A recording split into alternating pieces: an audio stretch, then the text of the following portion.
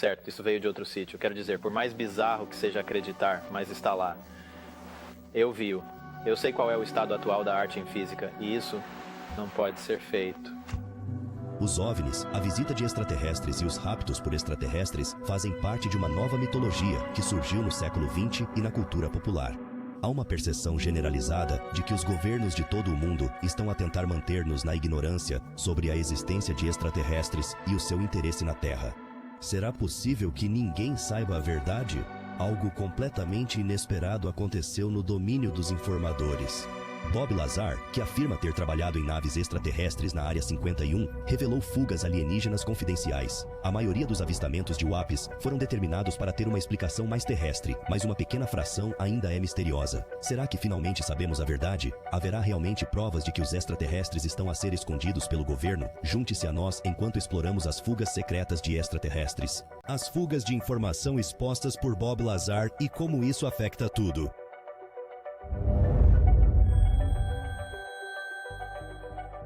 Há quase um século que existem relatos de OVNIs. Assim que a humanidade subiu aos céus em Zeppelins, começamos a testemunhar coisas estranhas nos céus. Embora a ufologia moderna se concentre principalmente em discos voadores e aviões triangulares. Semelhante aos avistamentos de navios fantasmas no mar, dirigíveis fantasmas foram relatados no início do século XX e foram até supostamente fotografados. Um homem chamado Kenneth Arnold viu o que foi popularmente descrito como discos voadores sobre o Monte Rainier, em Washington, nos anos 47. Mas os OVNIs, tal como os conhecemos atualmente, só atingiram a consciência pública nos anos 40. Em 1955, um filme cimentará para sempre o disco voador na cultura popular. Nas décadas seguintes, o rapto de Barney e Betty Hill durante a sua longa viagem de regresso a casa em New Hampshire, em 1946. No final e meados dos anos 60 e no início e meados dos anos 90, Betty Hill insistiu durante toda a sua vida que a história do rapto era autêntica e isso cativou o mundo inteiro. Em meados dos anos 60, começaram a circular conspirações retroativas relativas a outro incidente que ocorreu em meados dos anos 40. Roswell e a suposição de que o governo dos Estados Unidos estava envolvido na ocultação de supostos encontros cresceu. Poucas semanas depois do encontro de Kenneth Arnold no Monte Rainier, surgiu um artigo noticioso dizendo que um disco voador se tinha despenhado em Roswell, Novo México. No entanto, ninguém prestou muita atenção ao facto até décadas mais tarde. O exército dos Estados Unidos começou por descartar o objeto como sendo um balão meteorológico, mas desclassificações feitas após mais de 40 anos de estudo revelaram que o balão tinha estado a monitorizar a radiação de locais de testes nucleares próximos. Será esta a realidade de Roswell? Ou será apenas mais um encobrimento elaborado para evitar que as pessoas pensem em algo ainda mais assustador do que armas nucleares a detonar perto de cidades? A Área 51, localizada na zona rural de Groom Lake, no Nevada, é o lendário local de nascimento da teoria da conspiração de que o governo está a esconder provas da existência de extraterrestres. A Área 51 foi construída nos anos 90, mas a CIA só admitiu a sua existência ao público em 2013. Até então, a função da misteriosa base permaneceu um mistério, apesar do facto de a Estrada Estatal 375, que passa nas proximidades, ter sido oficialmente apelidada de Autoestrada Extraterrestre, devido ao elevado número de avistamentos de OVNIs na área. Embora os Estados Unidos mantenham outros locais secretos em todo o mundo, a crença popular é que as provas de contato alienígena podem ser encontradas na Área 51. O posto militar tornou-se um ponto de referência na cultura popular, ao ponto de milhões de pessoas se terem juntado a um evento no Facebook para Storm Area 51 Inches no mês de setembro de 2019.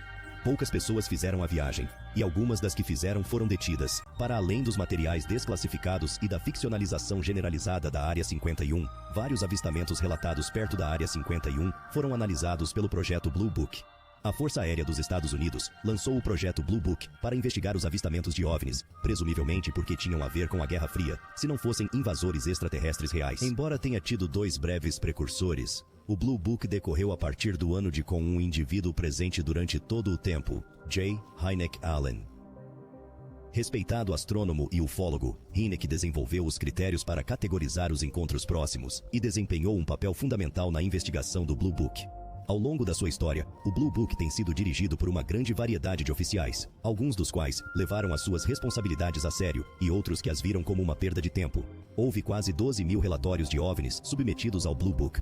A maioria deles é fácil de refutar, incluindo os que dizem respeito a bases secretas como a Área 51.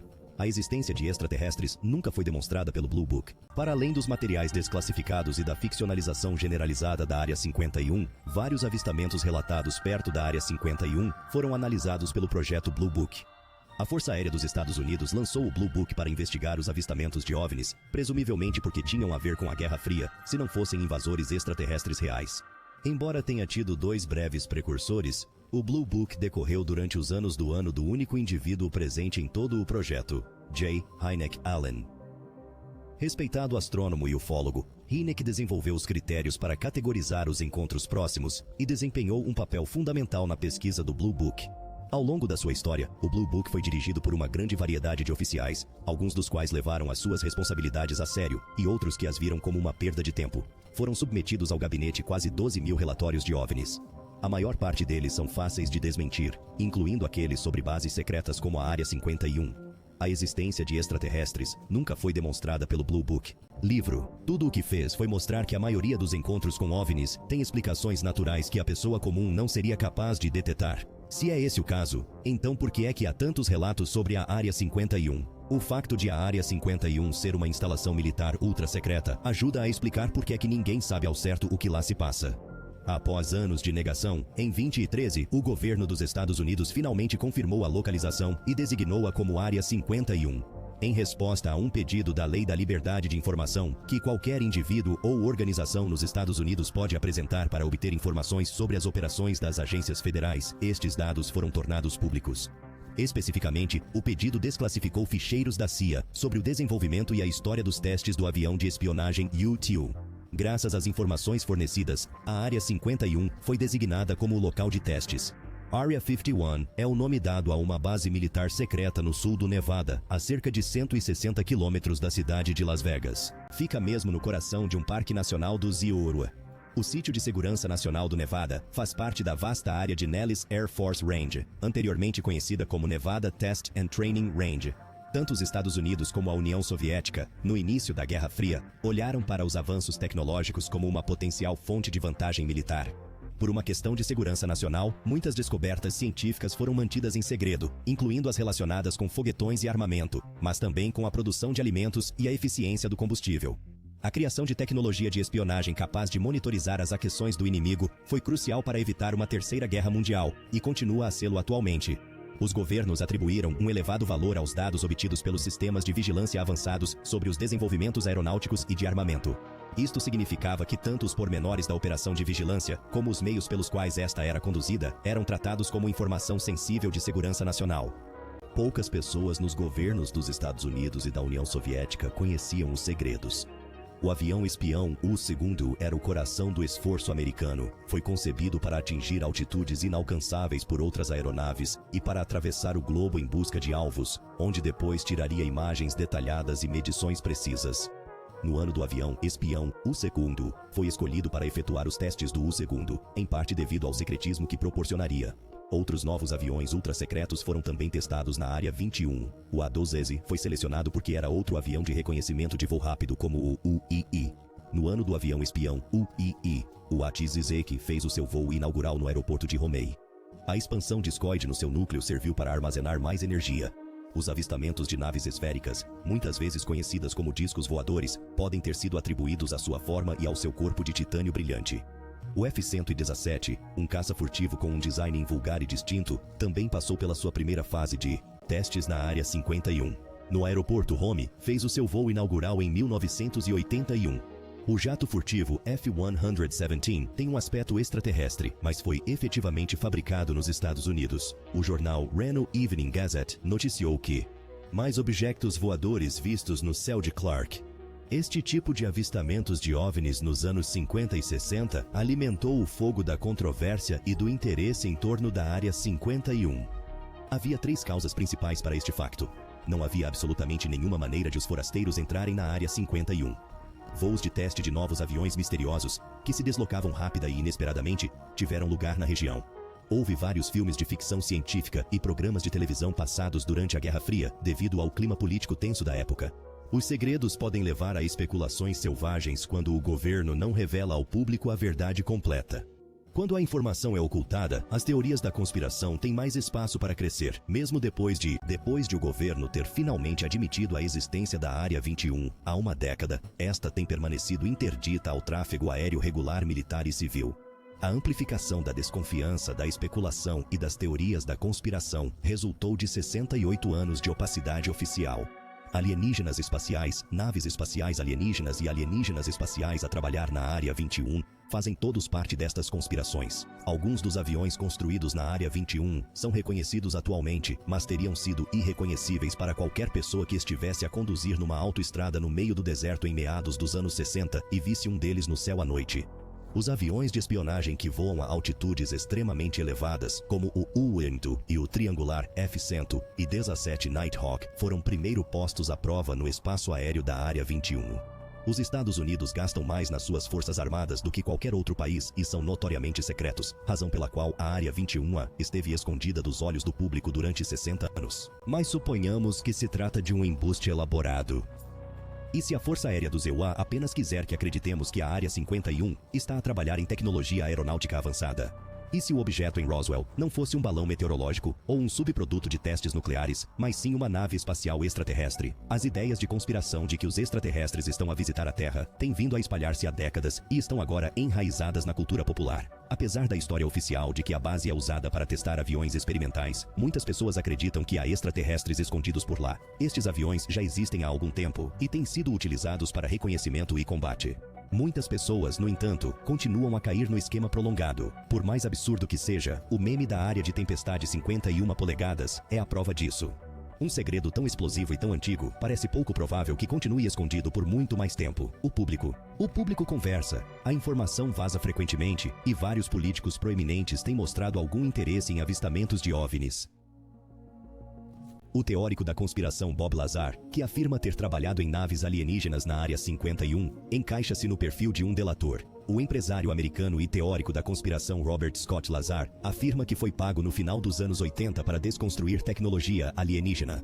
Isto teve lugar ostensivamente em S-4, uma base secreta a apenas alguns quilômetros a sul da infame Área 51, operada pela Força Aérea dos Estados Unidos. Lazar afirma ter olhado para o interior de uma nave espacial extraterrestre e lido materiais informativos do governo dos Estados Unidos que detalham a participação alienígena nos assuntos humanos nos últimos 10.000 anos. As suas declarações aumentaram a curiosidade sobre a Área 51 e alimentaram teorias de conspiração sobre as suas operações secretas. Embora as suas afirmações tenham sido desmentidas por cépticos e alguns ufólogos, ele continua a ter uma base de fãs.